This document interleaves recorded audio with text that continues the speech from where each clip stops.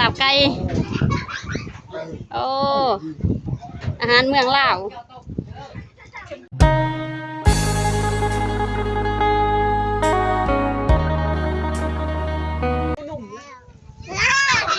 บรรยากาศถึงเที่ยงพี่น้องเอ้ย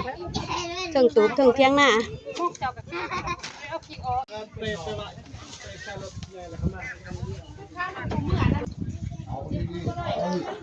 เมนูยังมานี่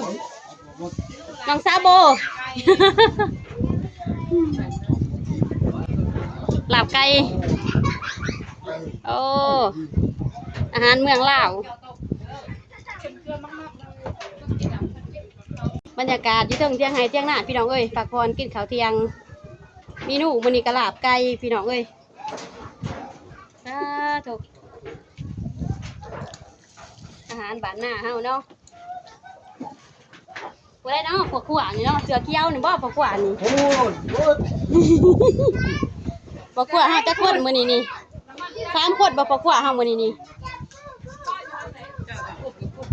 คุ้มเดียวแล้วคุ้มผู้เดียวเลยมันส่วนจะเลือกกับบุคุ้มโอ้ยวาง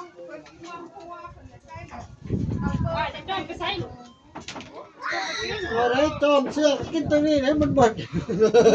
บ่แห้งแต่กระโปงกันอยู่หันมากเลยนะเอ้า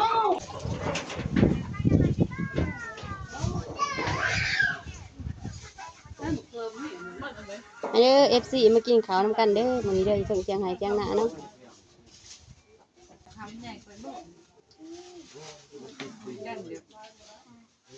ตอนลงหลังพ้นครบข้างกลางหน้ามาแต่หันที่ตกข้างในตัวน่ะเขาไปเอาหายุ่มข่อยเอ้ยเพราะว่าพ้นว่าเจ้ายังฮักบ่ข้านรถตอกบ่โอ้พี่น้องเอ้ยมื้อนี้มื้อตะแนวเนาะมากะจักเอ็ดกะโซพี่น้องเอ้ยจักขันกะยังแตกลูกบีจักบ่ลูกบีจักลูกบีจักกะแตกพี่น้องเอ้ยมายามคนเขาอีกกะมอกรถเนี่ยกะข้านรถฮักเอ็ดพี่น้องจักสิว่าจังไดเนาะความว่าบุกเบิ่นของชีวิตชาวนาเฮาเส้นทางเขาว่าน้ำกับเปื่อนเนี่ยชาวนาบ่ทันทายเนาะตอนที่ว่าไปคนเขาเนาะตอนที่ว่ามอกรถฮักพี่น้องเอ้ยเพราะว่าทีมงานเพิ่นเมื่อทรงเขาอยู่บ้านเนาะชาวนาก็อยู่กองเขาพี่น้องเอ้ยอยู่โดนยังขาเขาอยู่หน้าเนาะ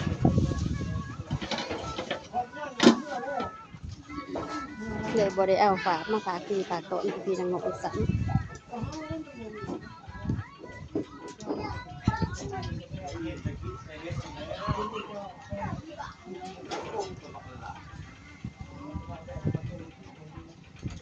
ซาโบคือออกแต่ซาโบอ้ายไปจักซาโบคนงามเนาะ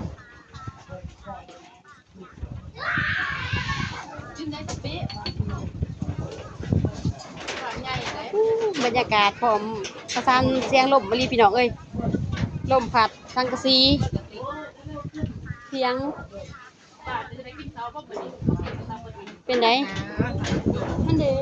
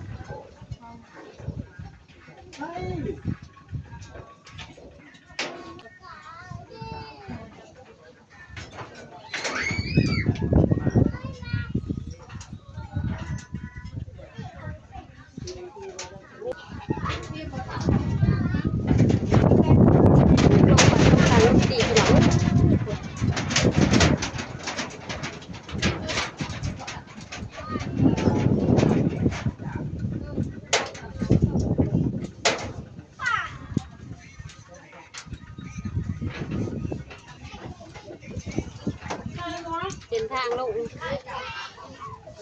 ตัวมันยังมีน้ำอยู่ลมเป็นลมพี่น้องเลยกำลังตีเขากล้องที่หนึ่งกำลังแหววพอดีว่าจ้างสองพี่น้องเลยมาหลุนน้ำกันเนาะว่าสิแหววพ่อมื้อนี้นี่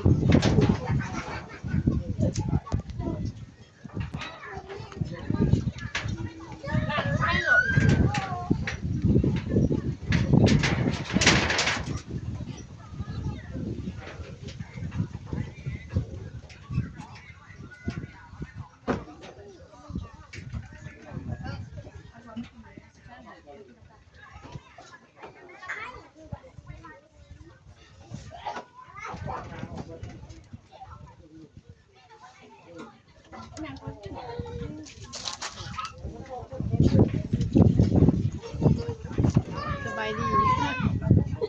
ยิ้มแล้วบอกกินข้าวโอ้ยยิ้มแล้วแซ่บอยู่บ่เมนูมื้อนี้แซ่บแล้วฝั่งลาวใต้หนองตาดวง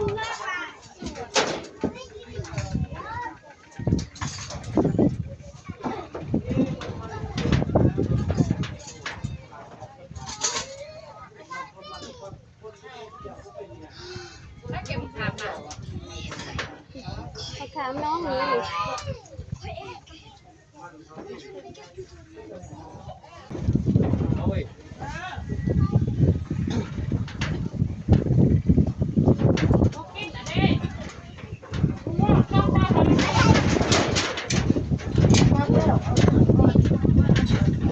จะบอกเขากินแล้ว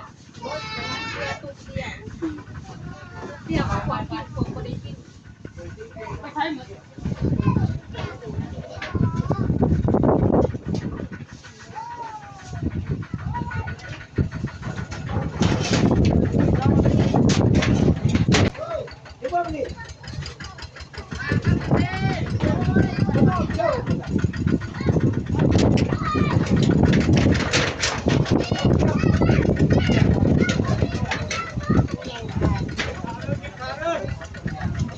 คนเขาทีมงานคนเขากับคนพี่น้องเอ้ยหลังจากที่ว่าตีเขาแล้วก็พากันคนเขาเส้นทางเนาะ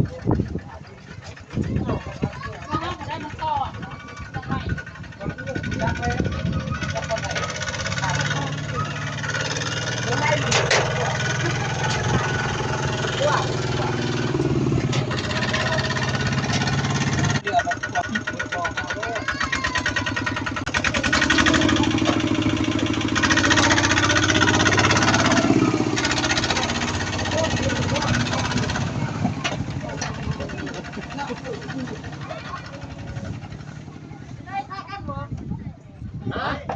ย้อนทาอยู่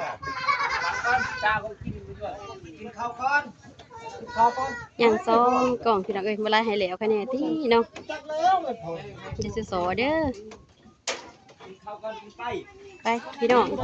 คลิปนี้ก็สิได้จบเพียงเท่านี้เด้อพี่น้องเอ้ยฝากติดตามคลิปต่อไปเด้อพี่น้องเอ้ย